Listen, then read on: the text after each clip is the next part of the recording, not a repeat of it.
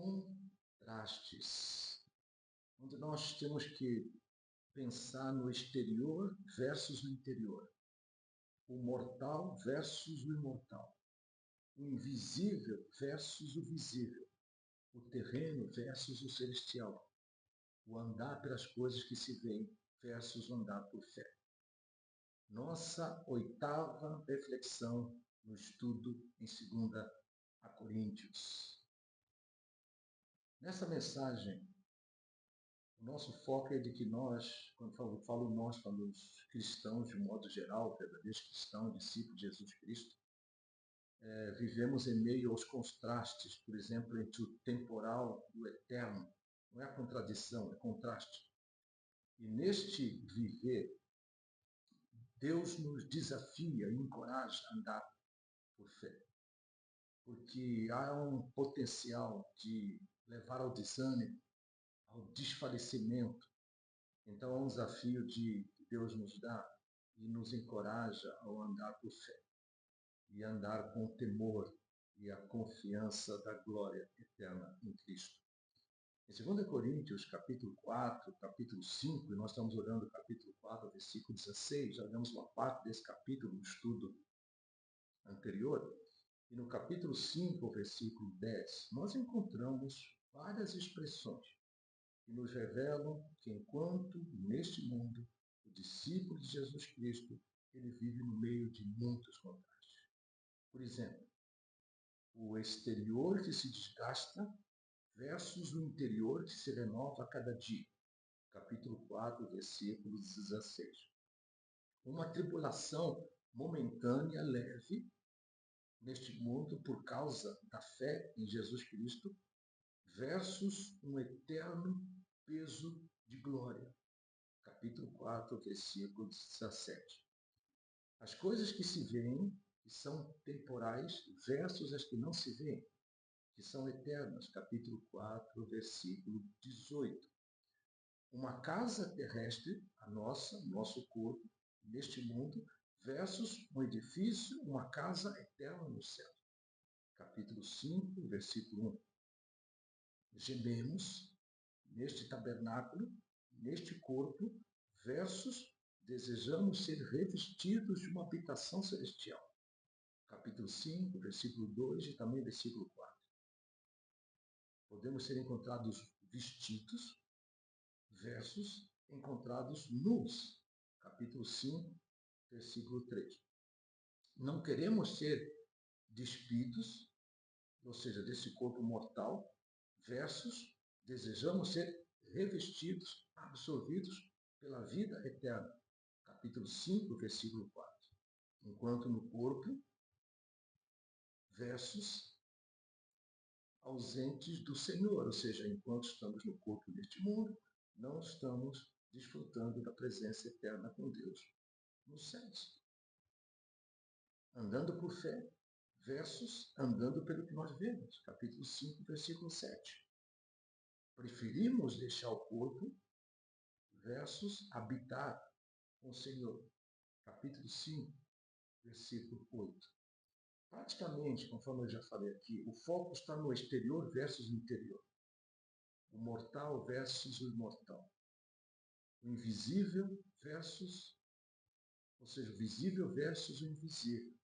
O terreno versus o celestial. O andar pelo que vemos versus o andar pela fé. No estudo no site paroalvo.com, você vai encontrar 5 páginas no desenvolver do capítulo 4, versículo 16, ao capítulo 5, versículo 10, que eu espero que te ajude a compreender um pouco melhor aquilo que é apresentado aqui na palavra de Deus, e não só apenas compreender, mas também sejas encorajado e desafiado a viver de acordo com aquilo que Deus vai apresentar nesse texto. Por exemplo, na conclusão, eu apresento exatamente 2 desafios. Um dele é que, já que nós vivemos em meio aos contrastes entre o temporal e o eterno, Deus nos desafia e encoraja a andar por fé, com temor e confiança da glória eterna em Cristo Jesus. Então, um dos desafios que nós temos é persistir enquanto peregrinos e forasteiros desse mundo, no propósito de vivermos para o inteiro agrado de Deus. Aquilo que ele fala no capítulo 5, versículo 9, e é por isso que também nos esforçamos para sermos agradáveis, quer presente, quer ausente, sabendo que, conforme fala no versículo anterior, que Deus nos dá o Espírito Santo, que é o penhor, ou seja, o Espírito Santo habitando na vida do cristão, é a garantia de que a obra da salvação em Cristo Jesus estará completa. É a garantia da ressurreição, da glorificação, da vida eterna em Cristo Jesus. Por isso, embora nós vivamos num mundo com o potencial de desânimo, de desfalecimento e tantas outras coisas, com essa certeza da concretização da obra de Deus em Cristo, da ressurreição, da vida eterna que nós temos em Cristo Jesus, com essa certeza, nós somos desafiados a persistir e encorajados no propósito de viver de uma forma agradável a Deus, sabendo que a sua vontade boa, perfeita e agradável, nós temos explanada na própria palavra de Deus, nos ensinos dos profetas, dos apóstolos, tendo o próprio Senhor Jesus Cristo também nos ensinando, e sendo Ele o maior fator motivador, modelo, encorajador e capacitador. Sabendo, conforme nós já vimos em estudos anteriores, o viver de uma forma agradável a Deus é possível, porque Ele nos capacita, porque a nossa suficiência vem do próprio Deus. Mas que nós possamos ter esse propósito de cada dia vivermos de uma forma agradável a Deus.